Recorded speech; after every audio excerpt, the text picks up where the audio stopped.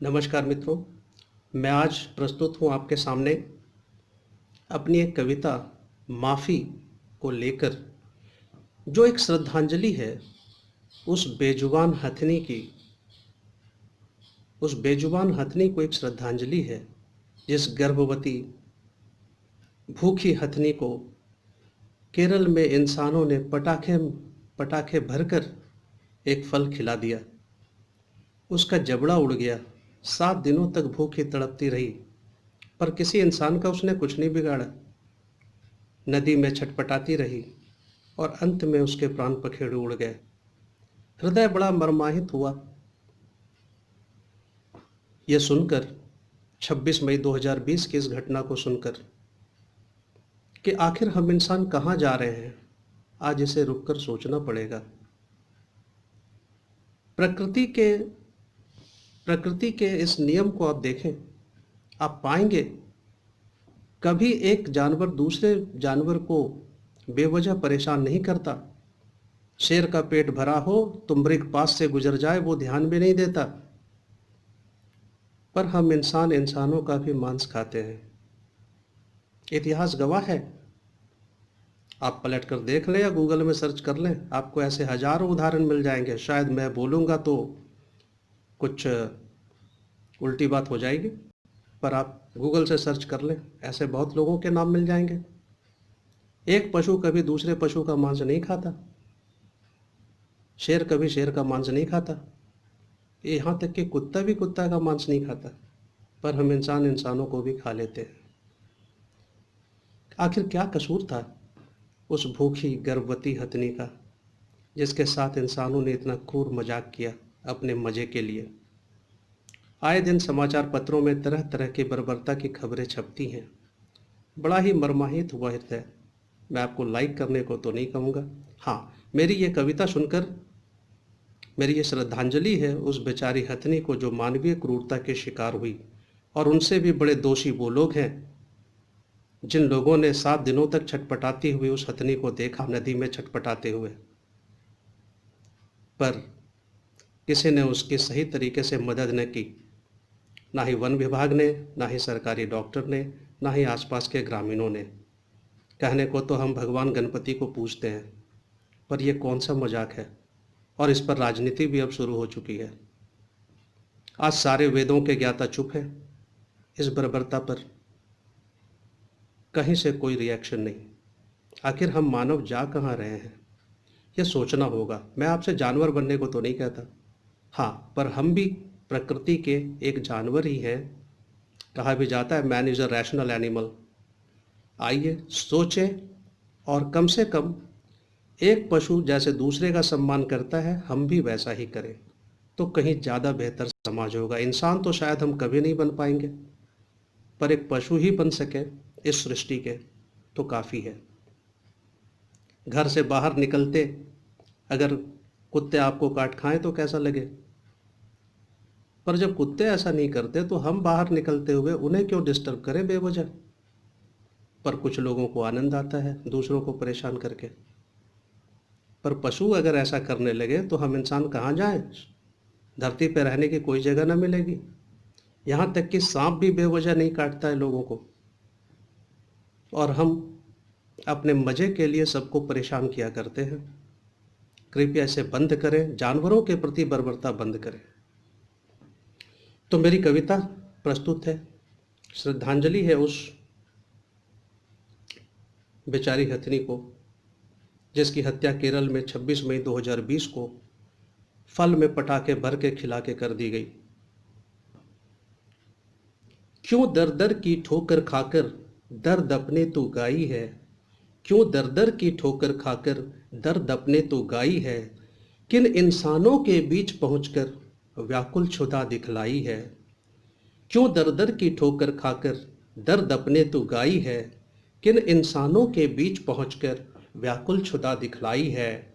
एक जानवर दूजे को खाता, जानवर शिकार करते हैं, एक जानवर दूजे को खाता उत्कट क्षुधा मिटाने को। एक जानवर दूजे को खाता उत्कट क्षुधा मिटाने को। पर मानव सब कुछ खा जाता, पर मानव सब कुछ खा जाता स्वार्थ की भूख मिटाने को। उस मानव से क्या तुझे मिला, उस मानव से क्या तुझे मिला, जो बस धोखा देते हैं। सृष्टि में इंसान ही एक ऐसे प्राणी है जो धोखा देते हैं, और उसमें भी कुछ विशेष लोगों को विशेष महारत हासिल है धोखा देने में। उस मानव से क्या तुझे मिला, जो बस धोखा देते हैं, ख्वाब देखते सतयुग के, पर मानव रक्त ही पीते हैं। एक तरफ हम बर्बरता करते हैं इस तरह की, और हम सतयुग के ख्वाब पाले बैठे रहते हैं। कैसे आएगा सतयुग ऐसे कर्मों से? क्या ये आपने कभी सोचा है? क्या ऐसे ही कर्मों से हम सतयुग लाएंगे, राम राज्य लाएंगे? उस मानव से क्या तुझे मिला, जो बस धोखा देते हैं, ख्वाब देखते सतयुग के, पर मानव रक्त ही पीते हैं। मरते प्राणी को देख देख मजा इन्हें आ जाता है, मरते प्राणी को देख देख मजा इन्हें आ जाता है। तड़पते प्राणी देख के इनका अहंग तुष्ट हो जाता है, तड़पते प्राणी को देख के इनका अहंग तुष्ट हो जाता है। चौपायों पर ये दो पाए पड़ जाते हैं भारी, चौपायों पर ये दो पाए पड़ जाते हैं भारी। इनके पास साइंस ना होता, ना ही होते ये व्यभिचारी, इनके पास साइंस न होता, ना ही होते ये व्यभिचारी। प्राण बचाने को जब कोई पशु हिंसा कर देता है, अपनी नासमझी का दंड वो तुरंत ही पा लेता है। प्राण बचाने को जब कोई पशु हिंसा कर देता है, पशु सिर्फ मित्रों प्राण बचाने के लिए हिंसा करता है, अन्यथा वो कभी हिंसक नहीं होता। प्राण बचाने को जब कोई, आप देखेंगे शेर भी आदमी को देख के अटैक नहीं मारता है तुरंत, कभी अटैक नहीं करता है। जब वो खतरे में पड़ता है, जब देखता है प्राण बचाने का कोई ऑप्शन नहीं है, तभी, चाहे वो स्नेक हो, चाहे वो लायन हो, चाहे वो टाइगर हो, तभी अटैक करता है इंसानों पे, ऐसे नहीं करता। पर हम स्नेक देखते ही उसे मार डालते हैं, शेर देखते ही मारना शुरू कर देते हैं। ये सिर्फ हम ही लोग करते हैं, इंसान ही कर सकते हैं ऐसा। प्राण बचाने को जब कोई पशु हिंसा कर देता है, अपनी नासमझी का दंड वो तुरंत ही पा लेता है। हिंसा जब कोई मनुष्य करे, हिंसा जब कोई मनुष्य करे, तब सब जायज होता है। हिंसा जब कोई मनुष्य करे, तब सब जायज होता है। क्रूरता उसके तमगे पाते, हत्या भी शिकार कहलाता है। हिंसा क्रूरता उसके तमगे पाते, हत्या भी शिकार कहलाता है। क्या बिगाड़ा भूखी हथनी ने, क्या बिगाड़ा अजन्मे ने, क्या बिगाड़ा भूखी हथनी ने, क्या बिगाड़ा अजन्मे ने। पशु ने पशु पर विश्वास किया बस, चूक हो गई उसे समझने में। पशु ने पशु पर विश्वास किया बस, हो गई उसे, चूक हो गई उसे समझने में। मजे की खातिर चंद पशुओं ने खेल दिया खेल मृत्यु का, मजे की खातिर चंद पशुओं ने खेल दिया खेल मृत्यु का। फल में बारूद रख खिलाया, उड़ गया जबड़ा हथनी का। मर गया गर्भ में बच्चा उसका, तड़प तड़प करके चित्कार, मर गया गर्भ में बच्चा उसका, तड़प तड़प करके चित्कार। इतने पे भी दया न आई नराधमों को उस पर यार, इतने पे भी दया न आई नराधमों को उस पर यार। तड़प तड़प कर 7 दिनों तक उसने मौत को गले लगाया है, तड़प तड़प कर 7 दिनों तक उसने मौत को गले लगाया है।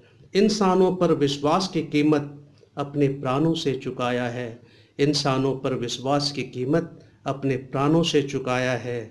माफ़ करना हमें है माता, यह संबोधित है उस बेचारी को। माफ़ करना हमें है माता, सारे मानवों की ओर से मैं श्रद्धांजलि देता हूँ उस बेचारी को। माफ़ करना हमें है माता, चुप हैं सारे वेदों के ज्ञाता। माफ़ करना हमें है माता, चुप हैं सारे वेदों के ज्ञाता। हैं जानवर विश्वास के लायक, पर इंसान निकला नालायक। हैं जानवर विश्वास के लायक, पर इंसान निकला नालायक, पर इंसान निकला नालायक। धन्यवाद मित्रों। आज रुककर ये अवश्य सोचना होगा कि हम जा कहाँ रहे हैं, हमारा समाज कहाँ जा रहा है, हम कर क्या रहे हैं, करना हमें क्या चाहिए, अपने नौनिहालों को हमें क्या शिक्षा देनी चाहिए। अगर हम ऐसे ही कृत्य करते रहें तो हमारे नौनिहाल हमसे क्या सीखेंगे, वो भी तो ऐसा ही करेंगे। आज हम पशुओं के साथ ऐसी बर्बरता कर रहे हैं, कल वो अपने माता, कल हमारे नौनिहाल अपने वृद्धों के साथ भी ऐसा ही करेंगे, क्योंकि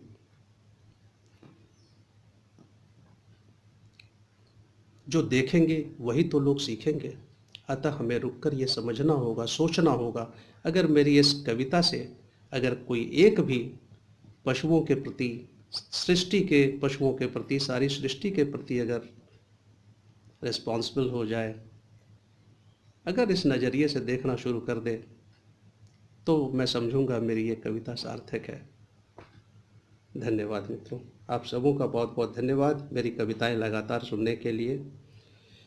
पर दुनिया को जीने लायक बनाएं, आइए हम सब मिलकर दुनिया को एक जीने लायक जगह बनाएं। पशुओं के प्रति बर्बरता न करें, क्योंकि ये बोल नहीं पाते, ये बेजुबान है। अगर ये बोल पाते ना तो मानवीय क्रूरता के मारे इतनी बातें ये बताते, इतनी घटनाएं बयां करते कि हम लोग सुनते सुनते पक जाते, परेशान हो जाते इनकी बातें सुन सुनकर। पर ये बोल ना पाते। आज इस लॉकडाउन में भूखे कितने पशु मर रहे हैं, कितने पशु पक्षी मर रहे हैं भूख के मारे, पर ये कभी आपसे छीनने नहीं आते, कभी छीनने नहीं आते, लूटने नहीं आते। हम इंसान तो शायद लूटमार भी कर लेते हैं, भूख बर्दाश्त नहीं कर पाते, पर पशु ऐसा नहीं करते। वो हमारा फिर भी सम्मान करते हैं। सृष्टि में कोई भी पशु एक दूसरे को बेवजह प्रताड़ित नहीं करता।